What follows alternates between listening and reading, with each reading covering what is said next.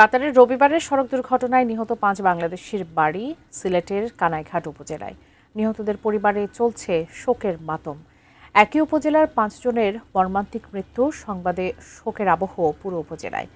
নাজির আহমেদের তোলা ছবিতে সিলেট প্রতিনিধি কামরুল ইসলাম মাহির তথ্যে দেখুন ডেস্ক রিপোর্ট। 4 বছর আগে ধার দেনা করে কাতারে গিয়েছিল কানাইঘাট উপজেলার গাছবাড়ি গ্রামের আব্দুল কাদির জিলানী। আগামী মাসেই দেশে এসে বিয়ের পিঁড়িতে বসার কথা ছিল তার, কিন্তু সড়ক দুর্ঘটনায় শেষ হয়ে গেল সব স্বপ্ন। তার মৃত্যুর খবরে শোকে স্তব্ধ পরিবার। কোনো সান্ত্বনাই মানছে না মা, স্বজনরাও ধরে রাখতে পারছে না চোখের পানি।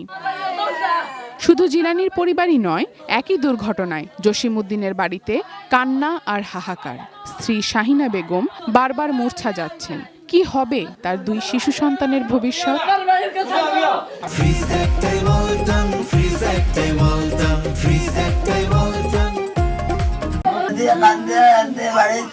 রোববার বাংলাদেশ সময় সকাল 10টার দিকে কাতারের রাজধানী দোহা থেকে কর্মস্থলে যাওয়ার পথে আল শাহানিয়া শহরের সামাল এলাকায় প্রাইভেট কার দুর্ঘটনায় ঘটনাস্থলেই ভারতীয় চালক সহ 6 জন নিহত হন। আমরা বাইরে জেলা সহযোগিতা করতে আমরা কোনো উপায় নাই। আমরা এক বাইর ফলা বাইরে মেলের যে অবস্থায় চলার ফেরার ব্যবস্থা হয় এটা একটা দেখাশোনা করার জন্য আমি আবেদন করছি। নিহত হন গাড়িটির 5 বাংলাদেশি যাত্রী।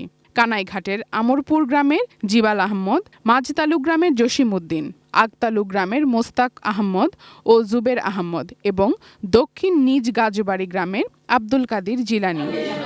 শেষ সান্ত্বনা হিসেবে মরদেহ দেশে এনে দাফন এবং অসহায় পরিবারগুলোর জন্য আর্থিক সহায়তার দাবি জানিয়েছে এলাকাবাসী ও স্বজনরা।